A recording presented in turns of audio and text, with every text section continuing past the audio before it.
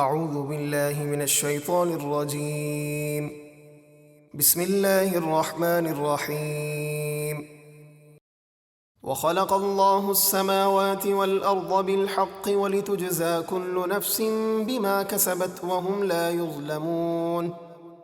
اور اللہ نے آسمانوں اور زمینوں کو حق کے ساتھ بنایا، اور اس لیے کہ ہر شخص اپنے کیے کا بدلہ پائے اور ان پر ظلم نہ ہوگا۔ افرأيت من اتخذ إلهه هواه وأضله الله على علم وختم على سمعه وقلبه وجعل على بصره غشاوة فمن يهديه من بعد الله افلا تذكرون۔ بھلا دیکھو تو وہ شخص جس نے اپنی نفسانی خواہش کو اپنا خدا بنا لیا، اور اللہ نے اسے علم کے باوجود گمراہ کر دیا، اور اس کے کان اور اس کے دل پر مہر لگا دی، اور اس کی آنکھوں پر پردہ ڈال دیا اس کی ضد اور انا کی وجہ سے، تو اللہ کے بعد اسے کون راہ دکھائے گا؟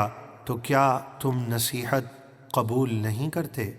وقالوا ما هي إلا حياتنا الدنيا نموت ونحيا وما يهلكنا إلا الدهر وما لهم بذلك من علم إن هم إلا يظنون۔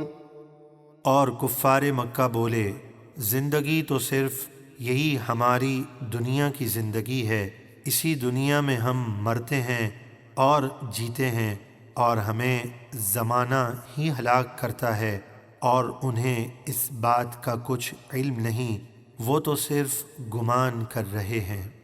وَإِذَا تُتْلَى عَلَيْهِمْ آيَاتُنَا بَيِّنَاتٍ مَا كَانَ حُجَّتَهُمْ إِلَّا أَن قَالُوا ائْتُوا بِآبَائِنَا إِن كُنتُمْ صَادِقِينَ۔ اور جب ان پر ہماری روشن آیتیں پڑھی جاتی ہیں تو ان کی حجت بس یہی ہوتی ہے کہ وہ کہتے ہیں ہمارے باپ دادا کو زندہ کر کے لے آؤ اگر تم سچے ہو کہ مردے پھر زندہ کر کے اٹھائے جائیں گے۔ قل اللہ یحییکم ثم یمیتکم ثم یجمعکم الی یوم القیامۃ لا ریب فیہ ولکن اکثر الناس لا یعلمون۔